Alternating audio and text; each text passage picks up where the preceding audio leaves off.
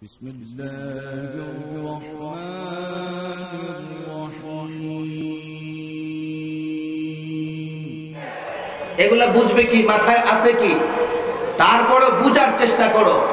আমরা যখন কাদিয়ানীদের অমুসলিম ঘোষণার দাবি করি, এর মানে এই নয় যে আমরা কাদিয়ানীদের বাড়ি গাড়ি দখল করতে চাই। আরে বলেন দখল।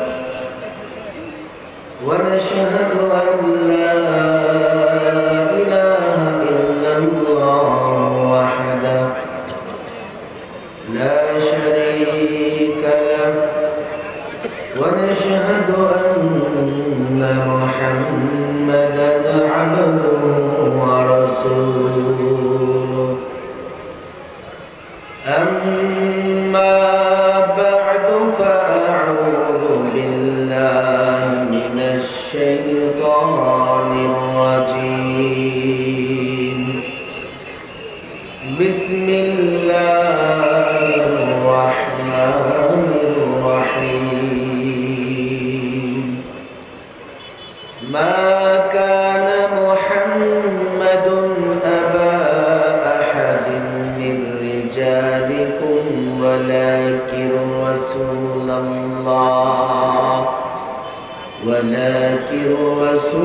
الله وخاتم النبيين صدق الله مولانا العظيم ইত্তেহাদুল উলামা সাভার উপজেলা কর্তৃক আয়োজিত খাতমে নবুয়ত মহাসম্মেলনের মোহতারাম প্রধান মেহমান আমির হেফাজত রাহবরে মিল্লাত শাইখুল হাদিস আল্লামা শাহ আহমদ শফি দামাত বারাকাতুহুল আলিয়া,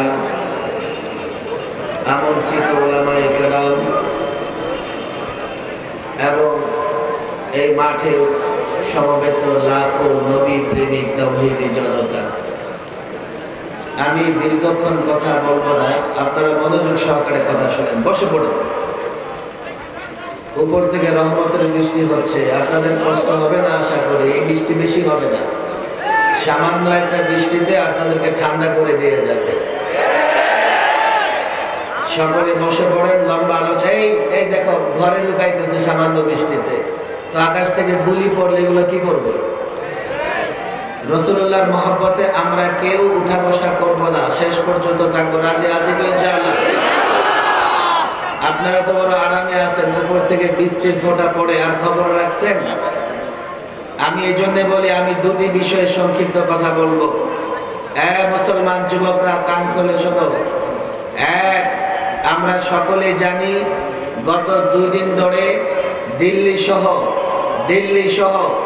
ইন্ডিয়ার রাজধানী দিল্লি সহ গোটা ইন্ডিয়াতে মুসলমানদের উপর জুলুম এবং নির্যাতন হচ্ছে। এমনকি আমরা বিবিসি সহ বাংলাদেশের জাতীয় মিডিয়াগুলোতে আজকে দেখেছি। কান খুলে শুনেন, বুঝে শুনেন, বুঝবার চেষ্টা করেন। মসজিদগুলোতে আগুন ধরিয়ে দেওয়া হয়েছে। মসজিদের মিনারায় হিন্দুত্ববাদী উগ্র সন্ত্রাসীরা মিনারায় উঠে মাইকগুলো ভাঙছে এবং হনুমানের পতাকা মিনারায় টানিয়ে দেওয়ার চেষ্টা করতেছে। হে মুসলমান, এতটা আরামে থেকেও তোমাদের ভালো লাগে না, অথচ প্রতিবেশী দেশ মুসলমানরা কতটা কষ্টে আছে একবার চিন্তা করে দেখো। আর দ্বিতীয় যে বিষয় নিয়ে আমি কথা বলতে চাই, আজকে যে উপলক্ষে খাতমে নবুয়ত মহাসম্মেলন আয়োজন করা হয়েছে, এর মৌলিক দাবি হচ্ছে আমাদের রাষ্ট্রীয়ভাবে কাদিয়ানীদের অমুসলিম ঘোষণা করতে হবে। কাদিয়ানী কাফের, কথা ঠিক না বেঠিক? আল্লামা মুফতি আমিনী রাহিমাহুল্লাহ বলতেন, এই স্লোগান দাও সওয়াব হবে, কাদিয়ানী কাফের। কারো জবান বন্ধ থাকবে না, কাদিয়ানী কাফের। আওয়াজ করে, কাদিয়ানীরা কাফের, কাদিয়ানীরা কাফের, কাদিয়ানীরা কাফের। রাষ্ট্রীয় আইন হলো কাফের, রাষ্ট্র ঘোষণা করলো কাফের। এই বিষয়ে আমি লম্বা বক্তৃতা করব না। দেখেন, আপনারা যারা এই সাভারে বসবাস করেন, মাদ্রাসা মসজিদের খেদমতে নিয়োজিত আছেন, আমরা যখন এই দাবি করি যে রাষ্ট্রীয়ভাবে কাদিয়ানীদের অমুসলিম ঘোষণা করতে হবে, তো এই দাবিটা সরকারের জন্য বড় ভারী মনে হয়, ভারী মনে হয়। এই জন্য এই লাখো জনতার সমাবেশ, রসুল প্রেমিকদের সমাবেশে এখানে শতাধিক মিডিয়া আছে। আমি যৌক্তিক জায়গা থেকে কয়েকটা কথা বলতে চাই, যাতে সরকার বাহাদুরও বুঝতে পারে যে কাদিয়ানীদেরকে রাষ্ট্রীয়ভাবে অমুসলিম ঘোষণা করা এটা তাদের জন্য কঠিন কোনো কিছু। এই কান খুলে শোনেন, লম্বা বক্তৃতা অন্য সময় করি। আজকে এখানে স্থানীয় এমপি সাহেবের দাওয়াত আছে, উনি থাকলে ভালো হতো, কারণ ওই সংসদ থেকে কাদিয়ানীদের পক্ষে কথা বলা হয়। কথা ঠিক না বেঠিক? তাহলে আমি এমপি সাহেবকে বলতাম, আপনি সেই সংসদে দাঁড়িয়ে আপনাকে আগামী অধিবেশনে কাদিয়ানীদের বিরুদ্ধে কথা বলতে হবে। মন্ত্রী সাহেব আরো তো পাওয়ারফুল। আরে কথা ঠিক না বেঠিক? আমি টেলিভিশনে কাদিয়ানী ইস্যুতে অনেক টকশো করেছি।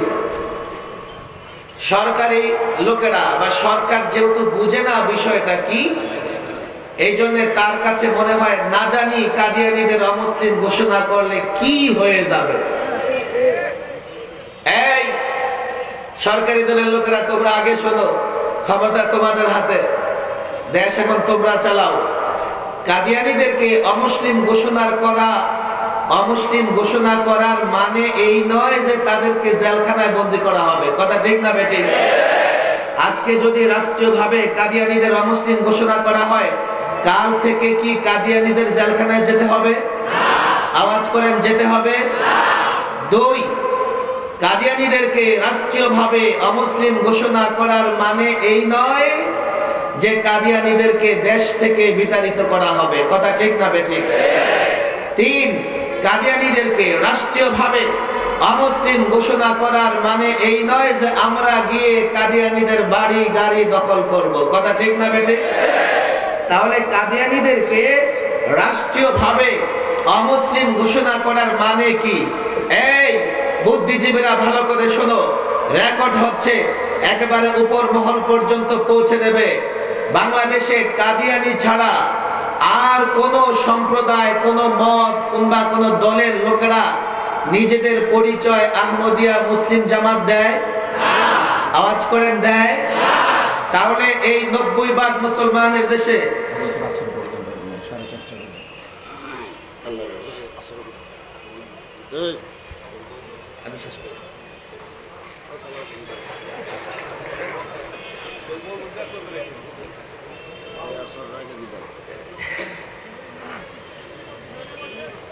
সময় আসর পর্যন্ত, কিন্তু আমার বড় ভাই হযরত মাওলানা জুনায়েদ আল হাবিব, এই না হুজুর মুরবি মানুষ, আমি এত লম্বা করবো না। আচ্ছা মুরব্বী আরো আছে। আচ্ছা আমি কথা বলি, অসুবিধা নেই, অসুবিধা নেই। আচ্ছা আচ্ছা, সব জায়গায় তো সময় লম্বা করতে চাই না, তো কোথাও কোথাও লম্বা করতে চাইলে লোকেরা ছোট করে দেয়। এখানে ছোট করতে চাইতেছি, কোথাও লম্বা করেন। আমি তো একটা টকশো করবো না যে 1 ঘন্টা করতে হবে। তবে আমি 2টা কথা শুরু করছি বলে শেষ করে দেবো। শুনেন, তারা যেহেতু তাদের পরিচয় নিয়েছে আহমদিয়া মুসলিম জামাত, তাহলে বোঝা গেল তারা মুসলমানদের অন্তর্ভুক্ত থাকতে চায়। আওয়াজ করেন, থাকতে চায়। 2, আমরা যাদের ইশারায় দেশ চালাই, ওরা দেখবেন মাঝে মধ্যে বিবৃতি দেয়। কি বিবৃতি? বাংলাদেশে কাদিয়ানী সংখ্যালঘুদের উপরে নির্যাতন হচ্ছে। আচ্ছা, যদি ওরা মুসলমান হবে, তো 90% মুসলমানের দেশে ওরা আবার সংখ্যালঘু কেমনে হয়? এর মানে ইউরোপ আমেরিকাও জানে যে ওরা মুসলমান না, ওরা কাদিয়ানী, ওরা কাফের। কথা ঠিক না বেঠিক? কিন্তু সরকার বুঝে না। আমি জানি না ওদের মাথায় কি আছে, আর বুঝবে কেমনে?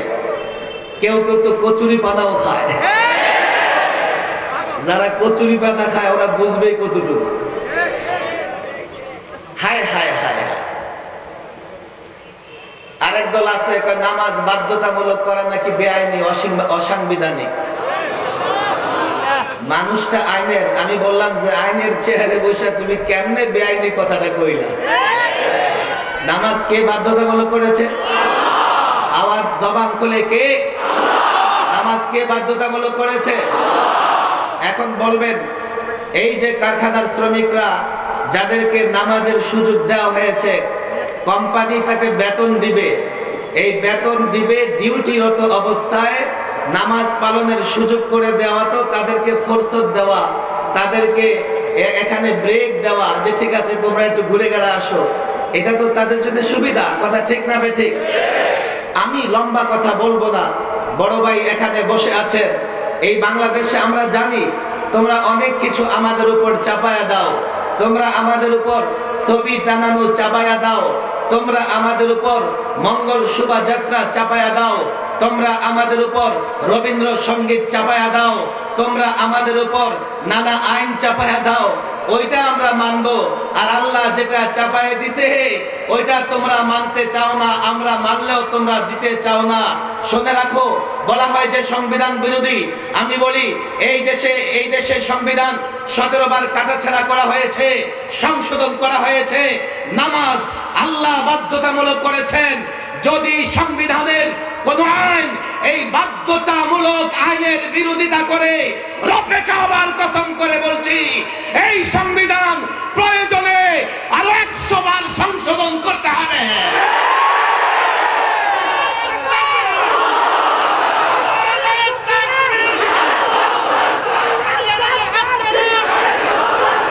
এই কথা শোনো, রাসূলুল্লাহর হাদিস, বুখারী মুসলিমে হাদিস এসেছে। আল্লাহ রসুল বলেছেন আমার মন চায় একজনকে বলে আজান দিতে আজান দাও, আরেকজনকে বলে জামাত দাঁড়াও, জামাত কায়েম করো। আর আমি লাকড়ি টোকায়া বের হয়ে যাই বা নির্দেশ দেই যে আজান শোনেও যারা মসজিদে আসে নাই, ঘরে বসে আছে, তাদের ঘর বাড়িগুলো আগুন লাগায়া জ্বালায়া দেই। কিন্তু যেহেতু বাচ্চারা আছে, নারীরা আছে, যাদের উপর জামাতে আসা জরুরি না, এই জন্য আমি এই কাজ করি নাই। জামাতের গুরুত্ব বুঝাতে গিয়ে আল্লাহর নবী এই কথা বলেছেন। আর প্রত্যেক অধীনস্থ ব্যক্তিদেরকে, মা বাবা তার সন্তানকে, মালিক তার কর্মচারীকে, সরকার তার কর্মচারীদের নামাজের নির্দেশ দিবে, এটাও শরীয়তের আইন। আর তিনি বলেন এটা বেআইনি, এটা সংবিধান বিরোধী। জানো না মন্ত্রী সাহেব, রাসূলুল্লাহ তো নামাজ তরককারী জামাতে অনুপস্থিতদের ঘরে আগুন লাগায়া দিতে চাইছিল। তোমরা জানো না, যদি এই ধরনের কথা, উল্টাপাল্টা কথা বলতে থাকো, দেশের মানুষ ওই যে নোংরা কাপড় চোপড়, পুরাতন কাগজ চুকায়া তোমার চেহারে আগুন ধরায়া দিবে। ফাইজদামি পাইছো? কিসের আইনি বেআইনি? নামাজ বাধ্যতামূলক করেছে, যুক্তিতে আসো। আমাকে বলো, 8 ঘন্টা সে ডিউটি করবে তার মালিকের, 8 ঘন্টার মধ্যে মালিক যে কাজ খুশি তাকে দিয়ে করাতে পারবে। হ্যাঁ, তোমার পছন্দ না হলে চাকরি ছেড়ে দাও। যুক্তি তো এটাই বলে যে কোম্পানি কর্তৃপক্ষ যে নোটিশ জারি করেছে তার বৈধতা আছে। কথা ঠিক না বেঠিক? কিন্তু দুঃখ লাগে, দেখেন এত বড় কোম্পানির মালিক, সে কি আর মন্ত্রীর সঙ্গে লড়াই করতে যাবে? আমার কথা বুঝবার চেষ্টা করেন, না হলে উল্টা পাল্টা মেসেজ যাবে। সে কি করেছে? এই নোটিশটা প্রত্যাহার করেছে। এর মানে ওই শ্রমিকদেরকে আল্লাহর কুদরতে পায়ে সেজদা করা থেকে বিরত করা হয়েছে। এগুলা বুঝবে কি? মাথায় আছে কি? তারপরও বুঝার চেষ্টা করো। আমরা যখন কাদিয়ানীদের অমুসলিম ঘোষণার দাবি করি, এর মানে এই নয় যে আমরা কাদিয়ানীদের বাড়ি গাড়ি দখল করতে চাই। আরে বলেন, দখল করতে চাই? তাহলে কেন? কয় কাদিয়ানীদের এই জন্যই অমুসলিম ঘোষণা করবে, তারা তো নিজেদের আলাদা করে রেখেছে। পশ্চিমারাও বলেছে তারা সংখ্যালঘু, কিন্তু তারা নিজেদের মুসলমান বানায়া সাধারণ মানুষের ঈমান নষ্ট করতেছে। কথা ঠিক না বেঠিক? কিভাবে? হ্যাঁ মুসলমান শোনো, রেকর্ড হচ্ছে, আমি প্রমাণ ছাড়া কথা বলি না। এই কাদিয়ানীরা উত্তরবঙ্গে কদিন আগে একটা কোরআন শরীফ ফ্রি বিলি করেছে। এর নাম কি জানো? কোরআনে মাজিদ। এই কোরআনে মাজিদের মধ্যে যেই সমস্ত জায়গায় আল্লাহর নবীকে শেষ নবী হিসেবে ঘোষণা করেছে, ওই জায়গায় অপব্যাখ্যা করে এই কোরআন জনগণের হাতে দিয়েছে। আপনি খেয়াল করবেন, হঠাৎ কদিন আগে আমার এক ছাত্র আমার কাছে 3টা ভিডিও নিয়ে আসছে ইউটিউব থেকে।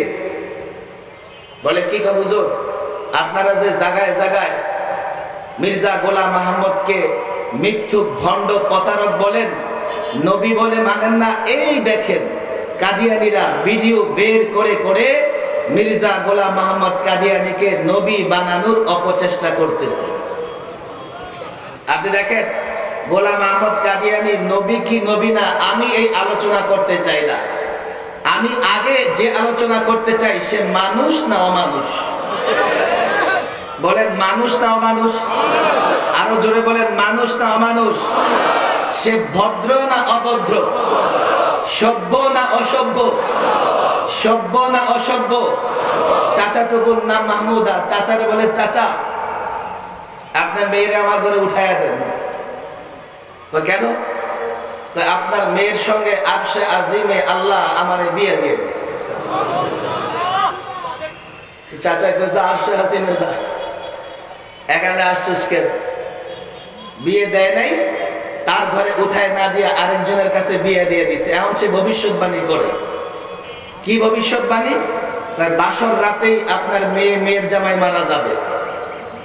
হায় হায় হায়! মির্জা গোলাম আহমদ কাদিয়ানী যখন পায়খানায় পড়ে, পায়খানা চাটতে চাটতে মারা যায়, তখনও ওই 2 জন স্বামী স্ত্রী জীবিত ছিলেন। এটা অসভ্য, লম্পট, মিথ্যুক, ভণ্ড, প্রতারক। একটা অমানুষ এক পকেটে রাখতো ঢিলা, আরেক পকেটে রাখতো গুড়। গুড়ের খুব নেশা ছিল। মাথা এমন খারাপ ছিল, যখন গুড় খাইতে মনে চাইতো, ভুলে আরেক পকেটে হাত দিয়ে ঢিলা খাইতে থাকতো। ইস্তেঞ্জা করার পরে ঢিলা এটা হাতে না নিয়ে গুড় হাতে নিয়ে গুড় দিয়ে ইস্তেঞ্জা করে ফেলত। কোনদিন ডান পায়ের জুতা ডান পায়ে পড়তে পারতো না, মাথা এত খারাপ। ডান পায়েরটা বা পায়ে, বা পায়েরটা ডান পায়ে। এটা তো একটা অমানুষ। আবার নবী হওয়ার প্রশ্নই তো আসে না। আমার উপরে ওহী আসে, উম্মতেরা কয় আচ্ছা নবী সাহেব তো কোথায়, আপনি আমাদেরকে ওহী একটা দেখান না। মুহাম্মদ সাল্লাল্লাহু আলাইহি ওয়াসাল্লামের উপরে তো আসমানি কিতাব কোরআন আসছে, আপনার উপরে কি আসছে? রাখো, আমি আল্লাহরে বুঝাইতেছি, কিছুদিনের মধ্যে এসে যাবে। 3 বছর তার লাগছে। কয় বছর লাগছে? একটা কিতাব পেশ করছে, আল কাসিদাতুল ইজাজিয়া। এই উম্মত দেখো, আমার উপর ওহী নাযিল হইছে, এই যে কিতাব। উম্মত দেখা বলে নবী সাহেব, আপনার কিতাবে তো কোথাও চ্যালেঞ্জ নাই। কোরআনে চ্যালেঞ্জ আছে যে তোমাদের যদি সন্দেহ থাকে ফাতু বিসূরাতিন মিন মিথলি, পারলে কোরআনের যে কোনো সূরার মতো একটা সূরা বানায় দেখাও, আয়াতের মতো একটা আয়াত বানায় দেখাও। তো আপনার এই কিতাবে তো কোনো চ্যালেঞ্জ নাই, কি করে বুঝবো যে এটা আপনার উপর অবতীর্ণ হয়েছে? কয় তাই নাকি? যাও, আমি চ্যালেঞ্জ দিয়ে দিলাম, 1 মাসের মধ্যে যদি কেউ এই কিতাব লিখতে পারে তো আমি নবী না। কিতাব লেখছে কয় দিনে? 3 বছর। কয় বছরে? মুখ খুলে বলেন কয় বছরে?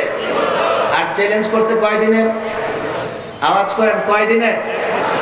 চিন্তা করছেন অবস্থা, নিজে লিখতে লাগছে 3 বছর, আর চ্যালেঞ্জ করে 1 মাস। মাওলানা গনিমত হোসেন একজন আলেম, তিনি বললেন ঠিক আছে, কোনো সমস্যা নাই, আমি এই চ্যালেঞ্জ গ্রহণ করলাম। চ্যালেঞ্জ গ্রহণ করে 1 মাস নয়, 1 সপ্তাহের মধ্যে আল কাসিদাতুল জাওয়াবিয়া হুবহু একটা কিতাব লিখে মির্জা গোলাম মোহাম্মদ কাদিয়ানিরে দিয়ে দিলেন। আর কাদিয়ানি যে কিতাব লিখছে এটার প্রত্যেক লাইনে লাইনে 4টা করে ভুল লাল কালি দিয়া দাগ দিয়া কাদিয়ানিরে দিলেন। উম্মত কয় গেছে এবার নবুয়ত।